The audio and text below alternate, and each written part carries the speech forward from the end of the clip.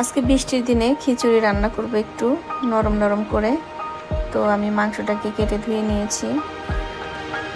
ধনিয়া গুঁড়া দিয়ে দিলাম, জিরা গুঁড়া, হলুদের গুঁড়া, মরিচের গুঁড়া। ঝালটা আমি অনেক বেশি দিব না, কাঁচামরিচটা বেশি ব্যবহার করব। গরম মশলা গুঁড়া দিয়ে দিলাম, সব ধরনের মশলা গুঁড়া। এবার 4 চা চামচ আদা রসুন বাটা আমি দিয়ে দিচ্ছি। দারচিনি, এলাচ কয়েকটা আস্ত দিয়ে দিব, যদিও আমি গুঁড়া মশলা দিয়েছি। তো মোটা মোটা করে কেটে রাখা পেঁয়াজের ফালিগুলো দিয়ে দিলাম। সয়াবিন তেলটা আমি দিয়ে দিলাম অনেকটাই। এবার এটাকে ভালো করে মিশিয়ে নিচ্ছি।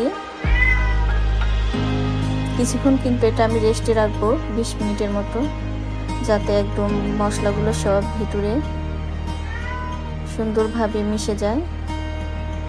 আসলে বৃষ্টির দিনে খিচুড়ি খেতে কিন্তু অনেক মজা। আর খিচুড়ির সাথে কিন্তু অবশ্যই একটু মুগ ডাল আর মসুর ডালটা ভেজে নেবেন। এটা কিন্তু অন্যরকম একটা স্বাদ। এটা সবাই কিন্তু ভেজে নেয় না, এমনিতেই মসুর ডালটা দিয়ে দেয়। তো মসুর ডালটা ভেজে নেওয়ার পরে দেখবেন অনেক সুন্দর একটা স্মেল আসে। ওটা কিন্তু খেতে অনেক মজা। এদিকে আমার মাংসটা প্রায় হয়ে আসছে, আরও কিছুক্ষণ হবে। তো সকালবেলা একবার ভর্তা ভাত রান্না করেছি, তারপরে ভাবলাম যে কি রান্না করব। কতক্ষণ ফ্রিজ খুলে বসে থাকলাম যে কি রান্না করব। তারপরে মনে হলো যে এরকম বৃষ্টি, একদিনও খিচুড়ি খাওয়া হয়নি। তো এই ভেবেই খিচুড়িটা আমি রান্নার আয়োজন শুরু করলাম। আর এভাবে ডালটা অবশ্যই ভেজে নিয়ে দেখবেন যে রান্নার স্বাদটা অনেক গুণ বেড়ে যায়। আমি কিন্তু মসুর ডাল, মুগের ডাল খিচুড়ি রান্না করলে হালকা করে ভেজে নেই। অনেকে মসুর ডাল ভাজেন না, কিন্তু ভেজে রান্না করে দেখবেন, খেতে অনেক মজা। আর মানে আগে রান্না করতাম যে একটা স্বাদ লাগতো, তার সাথে অনেক গুণ বেশি স্বাদ আর কি এইভাবে ভেজে রান্না করলে হয়। তো চালগুলো আমি দিয়ে দিলাম, মাংসটা কষানো শেষ। তো এখানে আমি কিছুটা আস্ত কাঁচামরিচ আর পেঁয়াজ, কিছুটা রসুন আমি একদম ফালি ফালি করে নিয়েছি। তো এটা দিয়ে দিলাম। এখানে আর কোনো কিছু অ্যাড করব না, শুধু সরিষার তেল কিছুক্ষণ পরেই দিয়ে দিব। ফোটানো গরম পানিটা আমি দিয়ে দিলাম। দেখতেই পাচ্ছেন খিচুড়িটা কিন্তু খেতে অনেক মজা হবে। আর এইভাবে যদি খিচুড়ি রান্না করা যায় তাহলে তো চেটেপুটে খেয়ে একেবারে শেষ। তো আমার বাসার সবাই এভাবে যদি খিচুড়ি রান্না করি তাহলে সবাই খুব মজা করে খায়। আর কিছুটা সরিষার তেল আমি দিয়ে দিলাম। দেখতেই পাচ্ছেন আরও কিছুক্ষণ দমে থাকবে আমার খিচুড়িটা। আমি একদম জালটা লো করে দিয়েছি। খিচুড়ি কিন্তু আমার খেতে অনেক ভালো লাগে। আগে তো অনেক খিচুড়ি রান্না করতাম মাঝে মাঝে, তো এখন বেশি খাওয়া হয় না। যে গরম পড়ে, গরমের ভিতর তো আর খিচুড়ি রান্না করে খাওয়ার মতো মানে পরিবেশটা থাকে না। খিচুড়ি খেলে তো গরম লাগে বেশি।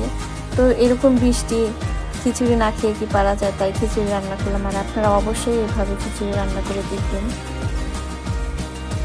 এই আস্তে আস্তে কিছুটা পেঁয়াজ, রসুন এই খিচুড়ির স্বাদটা অনেক গুণ বাড়িয়ে দিবে। এবার কিছুটা ঘি আমি দিয়ে দিব। ঘিটা আসলে আমার ফ্রিজে ছিল, নর্মাল ফ্রিজে, এর জন্য মানে আমি একটু চামচ দিয়ে উঠিয়ে তারপরে দিয়ে ঢেকে দিব। আমি নিচে একটা তাওয়া দিয়ে দিয়েছি যাতে আমার খিচুড়িটা না লেগে যায়। আর এভাবে একটু তাওয়া দিয়ে রাখলে 10 মিনিট দেখা যাবে খিচুড়িগুলো একদম সুন্দর নরম হয়ে গিয়েছে। এবার একটু ঘিটা দিয়ে আমি ঢেকে রাখবো 10 মিনিট। তারপরে আলহামদুলিল্লাহ খিচুড়িটা আমার রান্না শেষ।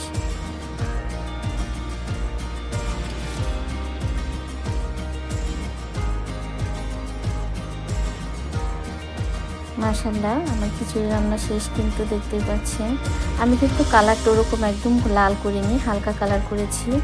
কারণ খিচুড়িতে বেশি কালারটা হয়ে গেলে খেতে দেখতে যেন কেমন কড়া কড়া লাগে, এর জন্য আমি হালকা কালার করেছি। অবশ্যই এভাবে রান্না করে দেখবেন। খিচুড়িটা কিন্তু খেতে অনেক মজা হয়েছিল। ভালো লাগলে অবশ্যই কমেন্টে জানাবেন। আল্লাহ হাফেজ, ভালো থাকবেন সবাই, শুভকামনা রইল।